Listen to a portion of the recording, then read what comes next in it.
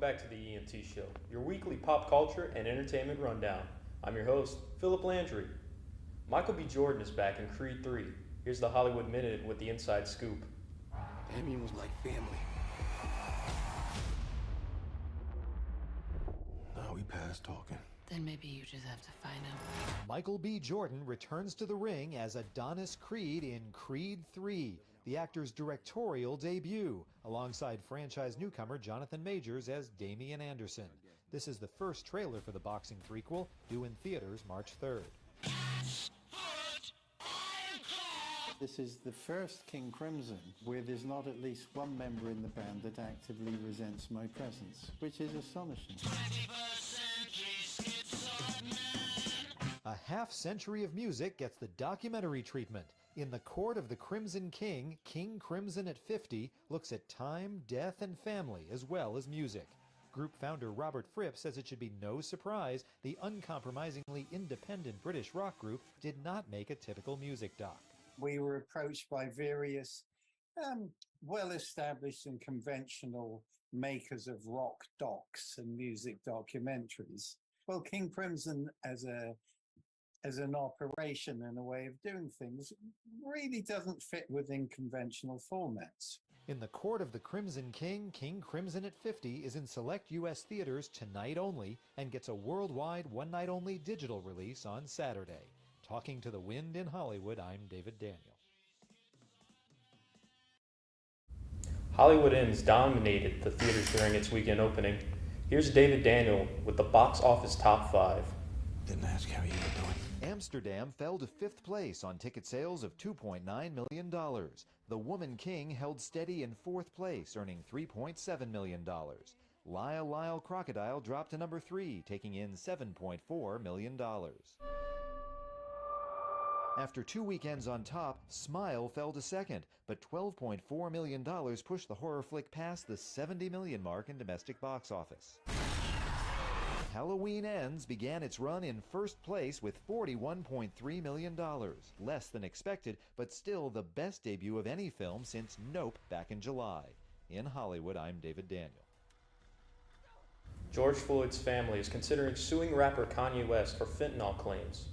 In a recent podcast with the Drink Champs, West said they hit him with the fentanyl. If you look, the guy's knee wasn't even on his neck like that. Floyd's autopsy revealed that he died from cardiac arrest due to the neck compression of former officer Derek Chauvin. Although the dead can't be defamed, lawyer Lee Merritt will seek other legal means for the Floyd family. Kanye West has not commented on the matter. After this commercial, we'll be right back with George Clooney and Julia Roberts' newest film, I'm from Louisiana. I'm from Louisiana. I'm from Louisiana. I'm from Louisiana. I'm from Louisiana. I'm from Louisiana.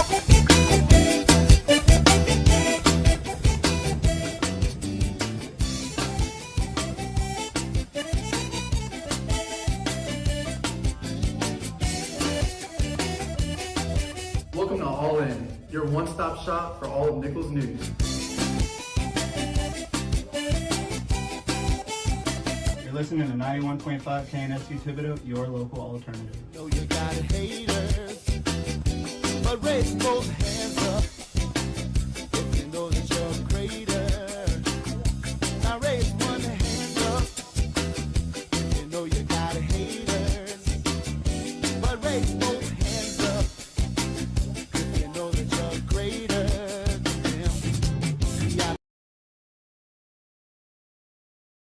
Why the long face? What's wrong? There's nothing to do. Nothing to do? There's plenty to do right here in Thibodaux. You ever heard of the Bayou Country Children's Museum? No. No?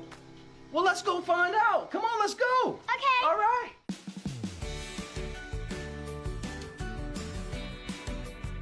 At the Bayou Country Children's Museum, there's plenty of stuff to do. Located in Thibodaux, Louisiana, we work to educate children and adults throughout the Bayou region. Every day we provide hands-on learning experiences. And that's not all we do. We offer a wide variety of services like field trips, birthday parties, and summer day camps. Learn how to shop like mom and dad in our Rouse's grocery section. In our Safetyville section, hosted by a trained professional, kids will experience a fire simulation, learning what to do in case of an emergency. And it doesn't end there. Take a trip outside and enjoy our amazing playground.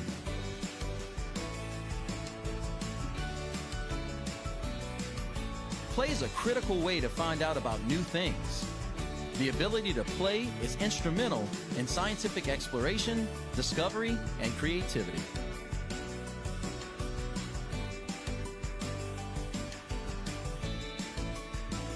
You're never too big or small to enjoy everything we have to offer here at the Bayou Country Children's Museum. So come see us today.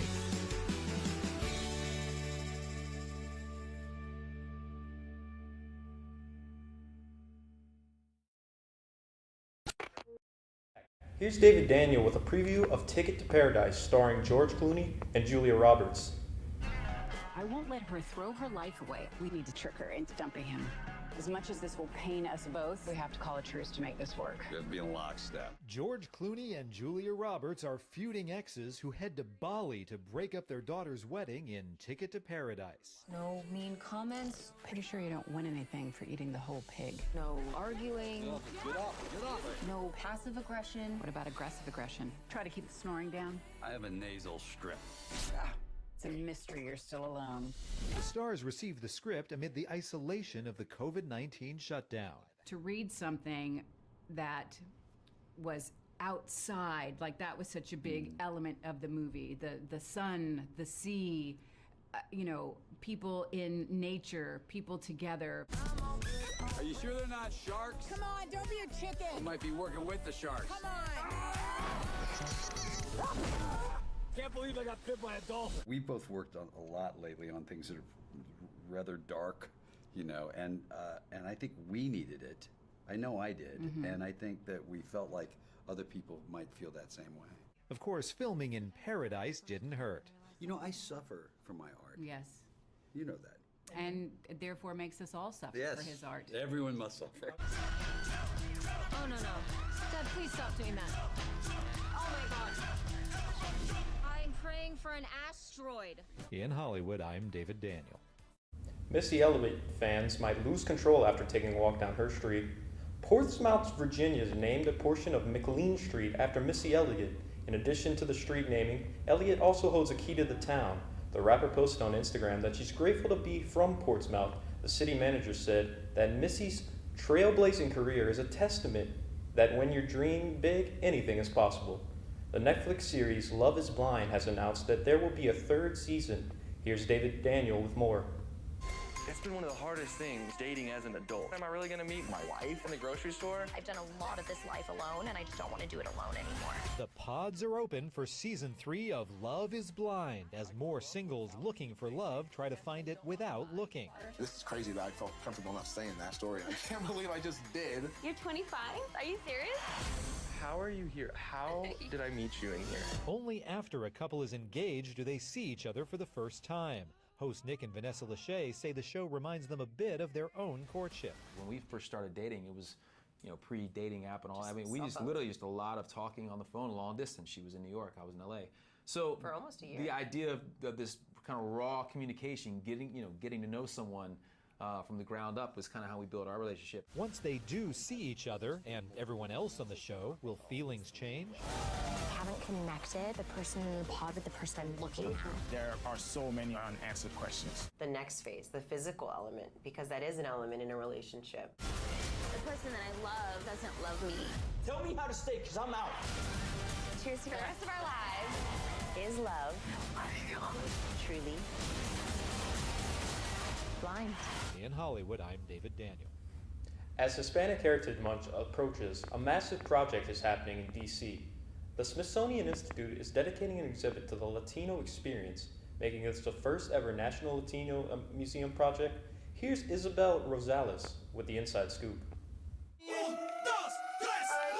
Music, movies, we don't talk about Bruno, no. and food.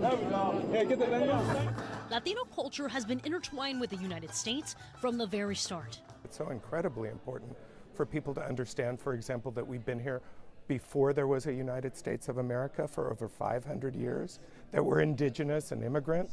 Now, for the first time, the Smithsonian is working toward a national museum dedicated to American Latino contributions to U.S. art, history, culture, and science. The Latino experience is American history, and I want to make sure our history and our stories will be preserved for future generations.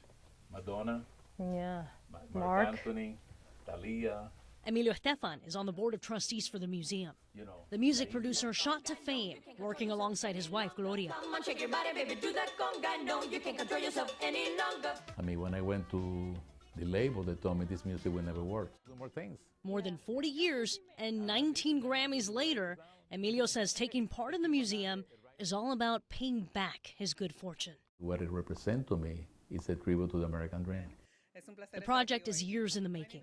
It's taken quite a bit. It has to go through legislation, pass in Congress, and it requires an effort. It requires that struggle for people to step up and ask for this museum to be built. Finally, in December 2020, Congress did just that, passing legislation calling for the Smithsonian to establish the National Museum of the American Latino.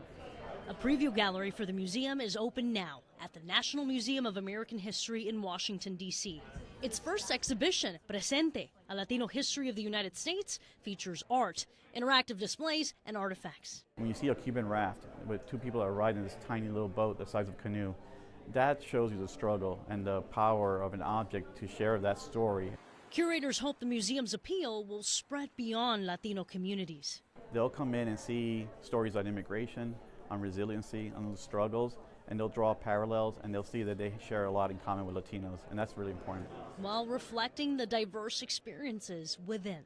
Doesn't matter if you come from Mexico, from Argentina, from Cuba, maybe from Venezuela, from Puerto Rico. I think this brings unity. It brings pride. I think it's important that we feel proud. I'm very proud, that I was born in Cuba, but I'm very proud that I'm an American citizen. The next big step is to break ground on the museum. Altogether, it'll take at least 10 years for it to be up and running. And that'll happen right here at the National Mall or near it, home to so many other Smithsonian museums. For the people organizing this historic undertaking, it will be worth the wait. I think that's what is so important, to keep this alive for so many generations to come, about the beginning of a beautiful story. I'm Isabel Rosales, reporting. Next up, we'll be right back with more on how your gym clothes might be toxic.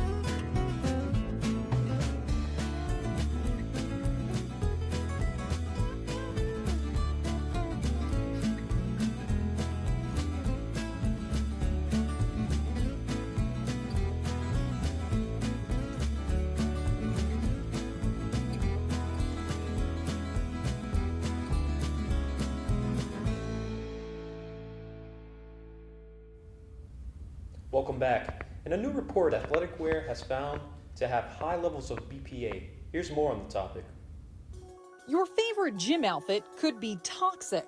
New research reveals some popular exercise clothing brands contain high levels of a chemical that can lead to asthma, heart disease, even obesity. Even at really low levels of exposure, there can be adverse health effects, so we're very concerned. The nonprofit consumer advocacy group Center for Environmental Health found that 8 brands had sports bras with high levels of BPA, a chemical used to make certain types of plastic. Those brands include Athleta, Pink, Asics, The North Face, Brooks, All in Motion, Nike, and Fila. The group says BPA can have a major impact, even in small doses when it's absorbed through your skin. They alter your hormone, the regulation in your body, and your hormones are responsible for everything, for regulating your sleep, your hunger. The group also tested athletic shirts from the brands The North Face, Brooks, Mizuno, Athleta, New Balance, and Reebok, and found similar results. To be clear, the high levels of BPA were found only in polyester-based clothing containing spandex. CEH says the companies have been sent legal notices and will have 60 days to work on remedies before the group files a complaint in California State Court.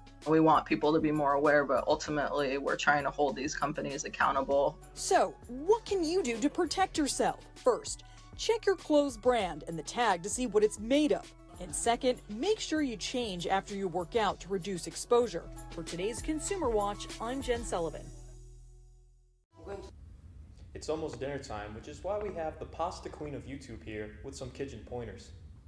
Teach you a little way to extend the cooking of the olive oil to get the maximum essence. Nadia Caterina Muno says she lives by the Federico Fellini quote, "Life is a combination of magic and pasta." In her hit YouTube series and her debut cookbook coming out November 8th, the Pasta Queen urges fans to take water, eggs, and flour and make their own pasta. You can even make it with like a bottle of glass. If you don't have a rolling pin, you can like stretch the dough out.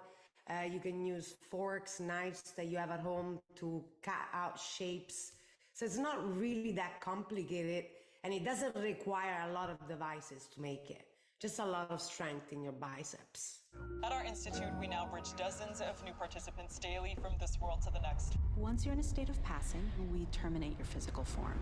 Here's your first look at Next Exit. When a scientist proves there's an afterlife, 2 strangers with dark secrets see a chance to escape this life. But their road trip to join the scientist's study may drive home to them what they're really leaving behind. Next Exit opens in theaters and on demand November 4th. In Hollywood, I'm David Daniel. That's all for today's show. Thank you for tuning in to ENT. We'll see you next week with more on pop culture and entertainment.